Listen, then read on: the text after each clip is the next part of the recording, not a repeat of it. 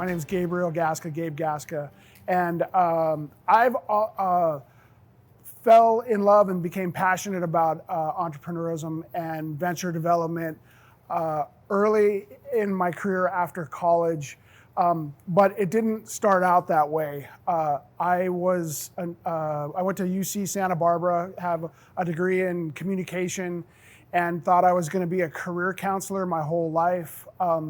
Worked in the Career Center as an undergrad at UC Santa Barbara, and off to just do some things, and then master's. And I got to work in a career center at Santa Barbara.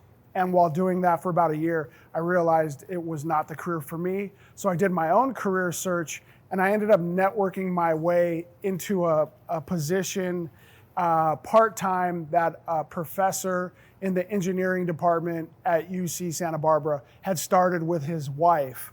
And Brent, cue the image.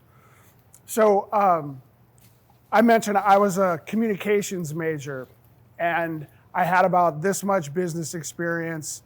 But when I met this professor and his wife, who started this company out of their home, I just knew I had to, I just started working part-time, and every time I'd go in, there would be a little bit more for me to do and a little bit more opportunity and responsibility.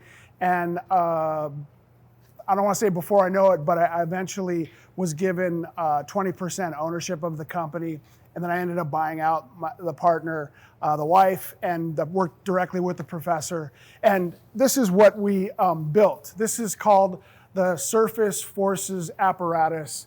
And Dr. Jacob Israelashvili was he wasn't the inventor of this, but he made this functional.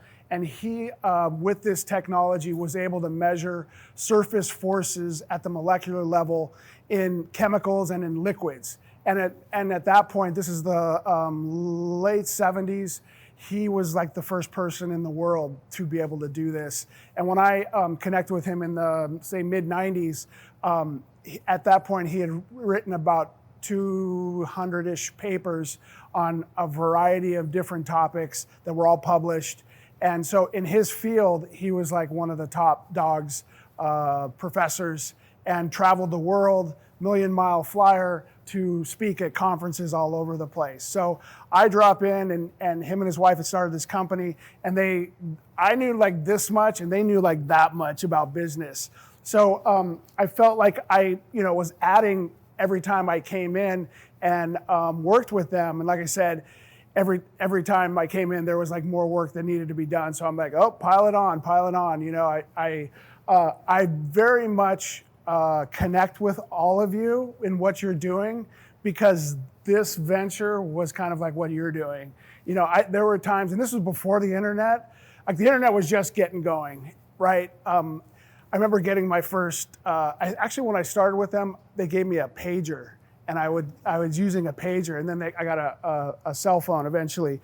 But I didn't have the ability to go like Google how to set up my QuickBooks. I had to go and to the library and get books on bookkeeping and a variety of marketing and all these things. The focus I was in college was more mass communications. So I understand some aspects of marketing, but the real deeper dive, I had to get books on it. So I'd work all day and then read these books at night to get up to speed. As a entity that was, research-based, it had to be, there was no fluff in the marketing that we did. When I came, into the business, this was the brochure that we had, which is a 11 by 17 that, it's designed, it's all information and there's references. So it's very scientific, right? We're selling to scientists, know your market. But we were selling, the full package was $150K. And I came in, I'm like, we can't send this out anymore for, if we're expecting to broaden our base and get more customers. So I ended up rebranding the company, and I even renamed it because it was like Surface Forces apparatus and surface forces instruments, Inc. And I renamed the company and rebranded it Surforce Corporation. And it was an amazing, I really think, like, I always call it my MBA on the job. It's like what you guys are doing and creating your ventures. So I really identify with what you're about. I was able to, we had established customers. So our first sale was in Japan to a research lab in a corporation. The second was to a scientist in Stockholm, University of Stockholm. And the third was to a researcher in the University of Illinois. So all different markets, all different problem sets that we had to overcome to get the technology to them. And as you can see, this is stainless steel 316. There are over 200 parts that were either manufactured or bought off the shelf to make this technology. And it measured surfaces to the nanoscale. So it had to be very precise. Nothing, we couldn't fudge it. It couldn't be like almost there. It had to be exactly there, because that's what we listed in our, in our documentation and all the papers. So I think that the main points that I want to give, giving you all this background, but what I really want to impress upon you is, like I mentioned before, knowing thy customer. We had established sales, and at $150K a pop, it allowed us to, with a little bit of seed capital, get the business going and do some things to, further the company forward. This instrument right here is something that we even worked on to lower the manufacturing costs. And I was able to lower the manufacturing cost by about a third by creating by doing some things to make the technology better, which was great. But the challenge that I didn't really understand was ahead of me, because in the beginning stages, it always seemed like whenever money was getting a little tight, we would get a sale, or somebody would, something would happen, and it would get us to that next kind of station or plateau. There did become a point where those kind of clients just stopped happening. We stopped getting requests. The scientists that wanted this technology, which I found out later, wanted a different type of technology. They wanted what this technology could do, but they wanted it to be more automated, and putting money into it just wasn't going to be feasible. So I wasn't able to take it to a broader market. Know thy customer when you're doing your ventures. Really understand, Brent, I'm sure, is hammering home, what's the problem set? Who's having the problem? Are you making something that is solving somebody's problem? This technology solved a lot of people's problems. I forgot to mention early on, it wasn't just in a university setting that this technology was used. Companies like Dow Chemicals, Kraft Foods, Mobile, Xerox, anybody that was having issues with friction or adhesion at not the macro scale, anything that was parts were moving or sticking, this technology could give basic understanding of what was going on. So a lot of big companies were interested in this, but they weren't interested in diving deep, spending $150K and then also outfitting a lab that could cost $1 million wasn't, in everybody's budget to do that. So once I started realizing that the sales weren't coming like they should or that we hoped, at a certain point, a little bit my back was against the wall, deficit of income, And I realized that what the technology produced was what really people wanted, and that they weren't going to invest that bigger amount to get that information because it took so long to get it nailed down.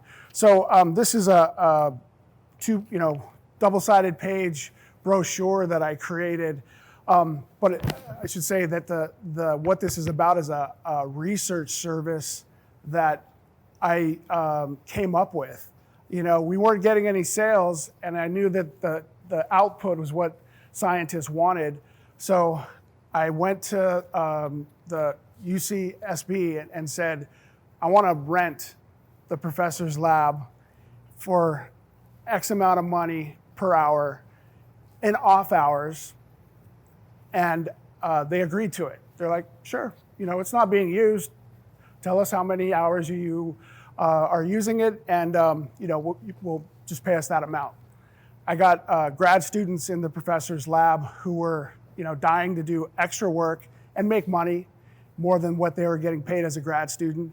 And so I hired them, and then I created this. So I had that in play, but I created this brochure and sent it out to my database, which was probably about 500 people at the time, and spent about $2,000 to get it designed and printed and sent out. And it netted about $75K in 30 days. 30 to 60 days. So the whole point of that is you've got your venture, you're doing everything you can to put the roadmap out so you're going to be successful. Sometimes you find you might have your back against the wall, and some creative thinking, pulling yourself out of the environment that maybe you're in or got you into that place. Get the creative juices flowing, maybe connect with your colleagues here. I did a lot of things in isolation because it was an area that I didn't know to start with.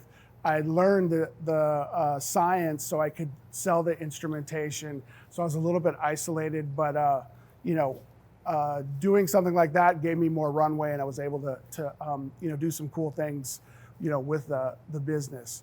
So I would love to say that this business went on and I made millions and millions of dollars. I didn't. I ended up having to shut the business down.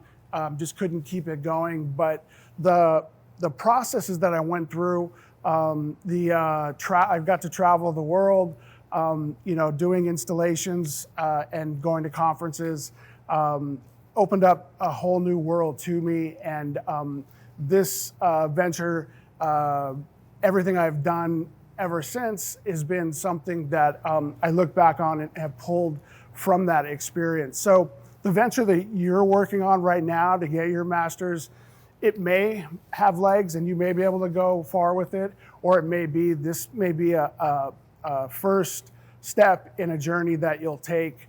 And again, the network is huge. The instructors that you have, mentors are huge, and it's something that I hope that you'll take with you and utilize it, whether it's going forward on the venture you're working on now or the third or fifth one down the road. So with that, I'm going to end it. Happy to take any questions, and thanks for your time. Yeah! Woo!